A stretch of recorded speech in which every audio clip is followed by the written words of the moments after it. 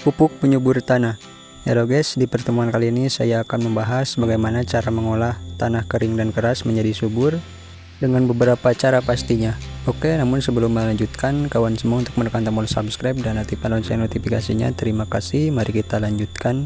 Jadi selain kita untuk mengolah tanah yang kering dan keras, juga kita harus memperhatikan struktur tanah dan juga airnya.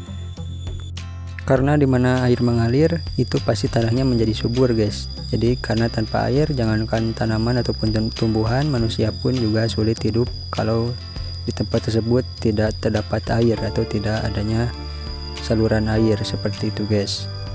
Jadi pupuk yang bagus untuk tanah kering tersebut, apakah menggunakan pupuk kandang ataupun menggunakan asam humat? Di pertemuan kali ini saya akan membahasnya. Mari kita ikuti ke pembahasannya. Asam humat dan pupuk kandang memiliki fungsi yang berbeda dan memberikan manfaat yang berbeda bagi tanaman dan tanah. Asam humat lebih cepat menyuburkan tanah dan dapat meningkatkan kinerja pupuk lain, sedangkan pupuk kandang memberikan nutrisi yang lebih lengkap bagi tanaman dan tanah. Nah, jadi asam humat ini kita bisa beli di toko obat pertanian ataupun di toko online ya guys. Jadi fungsinya atau reaksinya lebih cepat daripada menggunakan pupuk kandang ataupun menggunakan pupuk kompos. Jadi asam humat ini lebih cepat untuk menyuburkan tanah tersebut. Namun bagaimanakah cara membuat asam humat tersebut? Jadi untuk cara membuat asam humat, Anda memerlukan bahan-bahan seperti jerami padi, air bersih, gula merah ataupun tetes tebu, dan cairan E4 efektif mikroorganisme 4. Alternatif lain sebagai bahan baku adalah eceng gondok, kulit nanas, atau limbah pertanian seperti sekam padi. Di sini ada jerami padi. Kemudian di bagian di situ juga ada sebuah air bersih. Kemudian ada tetes tebu ataupun gula putih, bisa juga menggunakan gula merah, beserta juga dengan cairan E4 ataupun cairan penguraian ataupun molase ya. Oke, langsung saja kita ke tahap pembuatannya. Dan di sini juga saya sudah siapkan sebuah alat untuk fermentasinya. Bisa menggunakan wadah jerigen ataupun ember. Pertama-tama kita cacah terlebih dahulu jerami tersebut sampai kecil. Bisa menggunakan potong dengan media pemotongan oleh pisau juga bisa. Kita potong terlebih dahulu jerami tersebut secukupnya.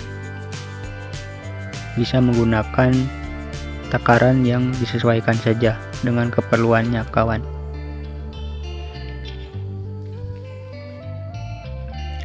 Nah, jika pemotongan jerami tersebut sudah agak cukup, kemudian kita untuk ke tahap selanjutnya.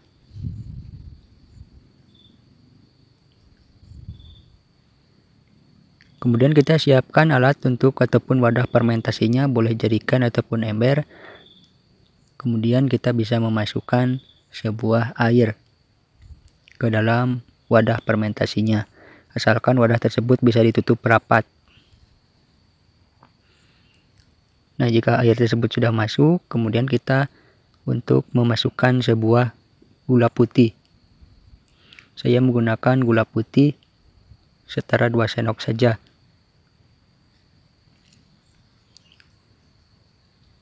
Kemudian saya juga menggunakan sebuah cairan E4.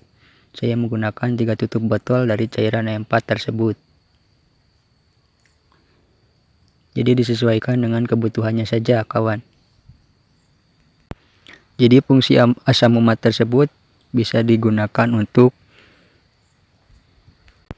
pupuk dasar, kemudian pupuk tambahan, kemudian juga untuk memperlakukan sebuah benih juga seperti itu kawan dari asam humat tersebut.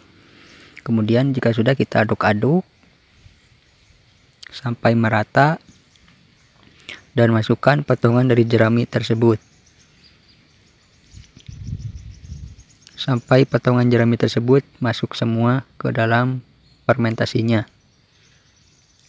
Nah, jika sudah seperti ini, kita aduk-aduk kawan, agar proses fermentasinya lebih sempurna, lebih bagus lagi.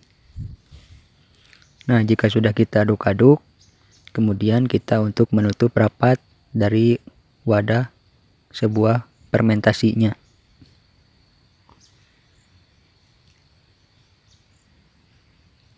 Nah, jika sudah seperti ini asam umat untuk cabai rawit ini sudah jadi untuk cabai tersebut, dan biarkan selama 15 hari, dan setiap 2 hari sekali kita bisa membukanya kawan. Kita bisa mengaduknya, ataupun jika kalau kita menggunakan jerigen kita bisa mengocoknya kawan. Ataupun dengan ember juga kita bisa membukanya, kemudian kita bisa mengaduknya. Aplikasi asam umat merupakan salah satu alternatif yang dapat menggantikan fungsi pupuk organik. Jika dibandingkan dengan pupuk kandang, asam umat lebih cepat menyuburkan tanah 10 kali atau 200 kali lebih efisien dibandingkan pupuk kandang 50 kg asam umat setara 10 ton pupuk kandang. Nah, itu kelebihan untuk menggunakan pupuk asam umat untuk menyuburkan tanah tersebut. Untuk menyuburkan tanah keras, langkah pertama adalah menggemburkan tanah dengan cangkul atau bajak, kemudian tambahkan bahan organik seperti kompos, pupuk kandang, atau sisa tanaman yang memperbaiki struktur tanah. Setelah tanah lebih gembur, pastikan penyiraman yang tepat dan lakukan rotasi tanaman serta pengendalian gulma. Jadi untuk mengolah tanah yang keras dan kering, kita juga bisa menggunakan cara sendiri, yaitu menggunakan cangkul ataupun bajak ya untuk menggemburkan tanah yang kering dan keras tersebut. Penggunaan asam umat sebagai pupuk organik, cara pengaplikasiannya bisa dengan menyemprotkan langsung ke daun atau akar tanaman, biasanya dilakukan pada pagi ataupun sore hari. Selain itu, asam umat juga bisa dicampur dengan pupuk lain seperti pupuk NPK untuk memberikan nutrisi yang lebih lengkap kepada tanaman. Jadi asam umat selain untuk kepada tanah juga bisa untuk disemprotkan kepada daun tanaman tersebut pagi hari ataupun sore hari sesuai dosis yang digunakan. Penggunaan asam umat pada lahan, penyemprotan. Asam umat dapat disemprotkan langsung ke lahan sebelum tanaman ditanam atau setelah tanaman tumbuh. Dosis yang disarankan bervariasi, namun secara umum asam umat dapat digunakan dengan dosis 2 sendok makan per 16 liter air. Campuran dengan pupuk, asam umat bisa dicampur dengan pupuk NPK ataupun pupuk organik lainnya untuk memberikan nutrisi yang lebih lengkap kepada tanaman. Nah, itu untuk cara penggunaan pupuk asam umat untuk tanaman dan juga lahan ya guys. Namun untuk yang lainnya juga bisa untuk pengendalian benih ataupun untuk dari media tanam. Perendaman benih, buat larutan asam umat dengan perbandingan yang sesuai, misalnya 1:10 atau 1:5 asam umat dengan air. Rendam benih dalam larutan asam umat selama beberapa menit atau jam tergantung jenis benih dan konsentrasi asam umat. Setelah perendaman, benih dapat dikeringkan sebelum ditanam. Nah, itulah pembahasan bagaimana cara agar tanah kering dan keras tersebut bisa subur. Terima kasih sudah menonton video ini, like, share, dan subscribe, dan nantikan video saya berikutnya.